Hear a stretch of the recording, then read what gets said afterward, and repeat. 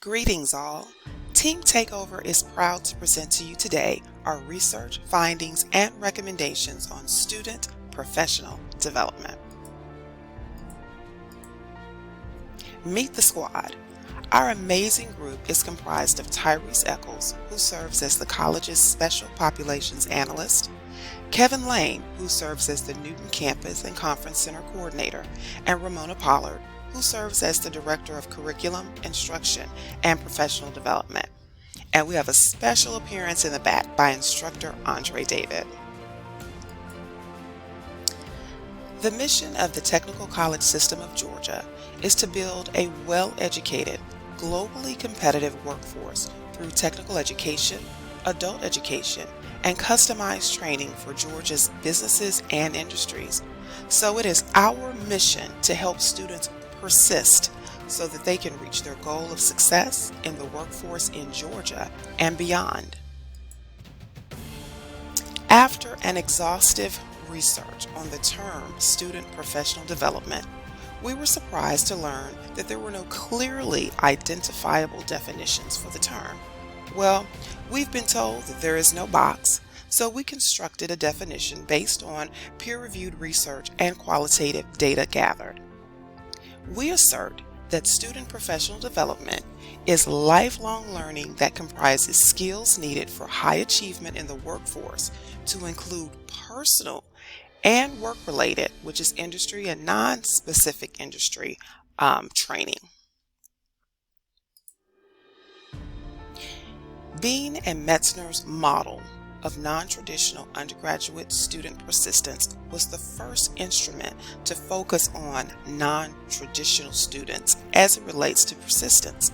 The model has been validated on non-traditional student populations to include adult learners at historically Black colleges and universities, distance learners, and community college students.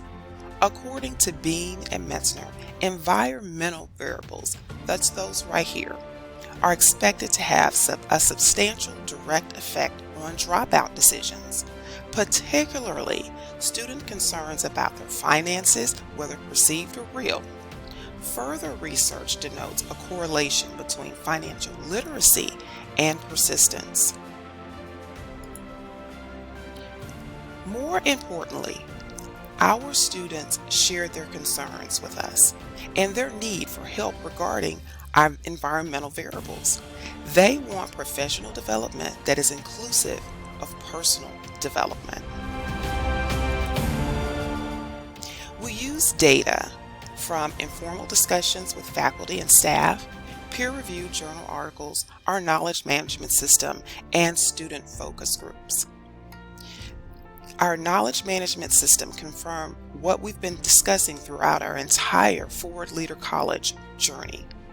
Enrollment, retention, placement needs to trend upward and not downward. Here is some feedback that was provided during our focus group.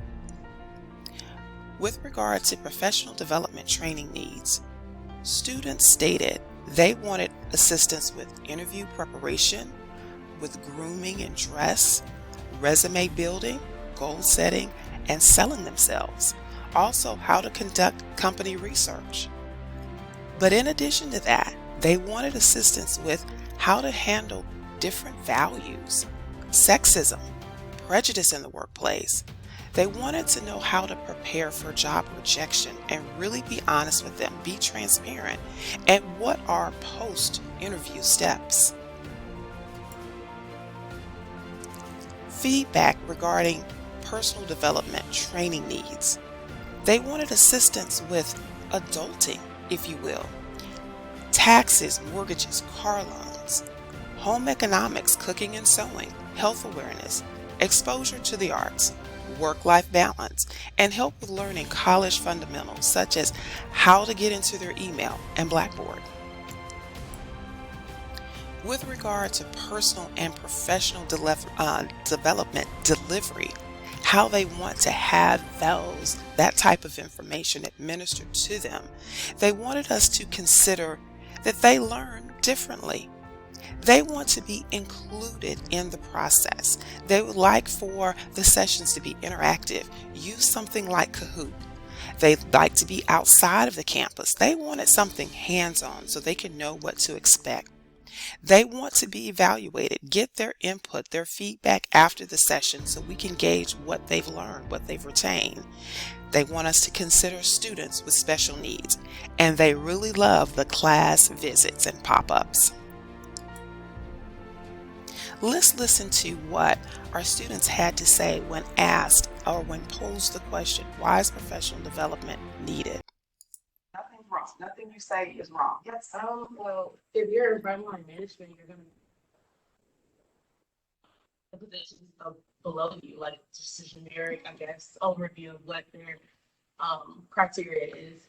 And then you also need to know how to lead, also know how to follow when we, just different things, attributes that you must have in order to be in that particular. She said leading. So why would it be important to know how to follow? Because you don't know how to properly lead. If you don't know how to follow, you have to be able to take a seat back because if you don't know something, because people who you're hiring underneath you, they also need to be specialists in their field as well.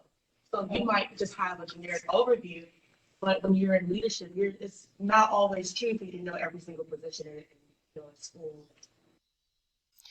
Additionally, we ask students, what would entice you to participate in student professional development? Just do the extra credit. That would be like your pilot group. Just try to get them in to learn about it, things like that. Have a forum, have that offer. Whenever I don't know the script is from there, but have some type of forum, and then from there you just educate people on what is to come.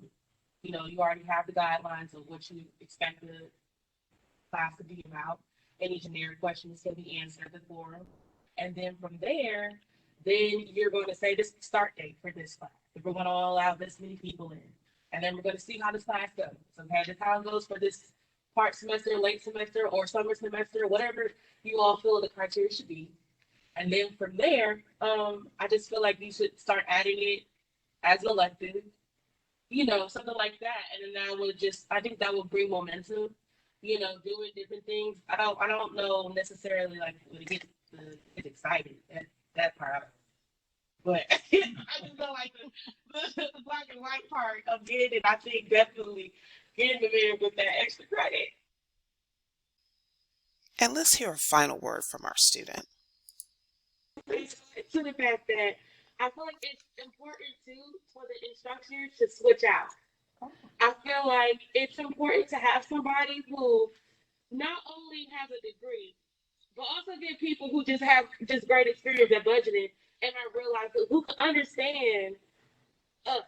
You get what I'm saying? Mm-hmm. It needs to be somebody. I'm not saying no gangbang over here trying to play. That's not what I'm saying. What I'm saying, you get somebody who is an entrepreneur and knew how to invest in this. He saw this. Now he might not have no degree in the back of it, but I'm telling you, his product show the work that he put in. You know what I mean? Mm-hmm. So have somebody like that. That right there is personal. Because if you have somebody in here who has a vernacular that's up here, and you got people who just you're not saying they dumb down, but they're not degreed in that area. That's gonna throw people off. Mm-hmm. I know for me, I would say that I feel like I have a good vocabulary, but at the same time, if you only use the dictionary words and Webster like the top notch, I'm gonna lose you. Mm-hmm. I'm gonna lose you.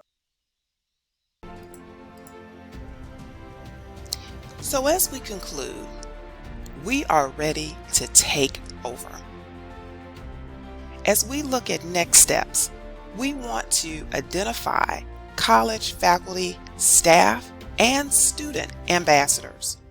We want to be able to access social media so that we can use the live feature, so we can go where students are.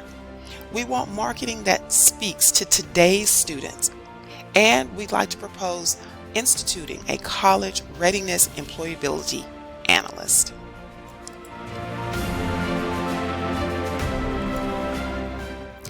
So, Team Takeover is excited to present this information to you, but now it's time to do the work. So we're out, and we thank you for your time and your attention.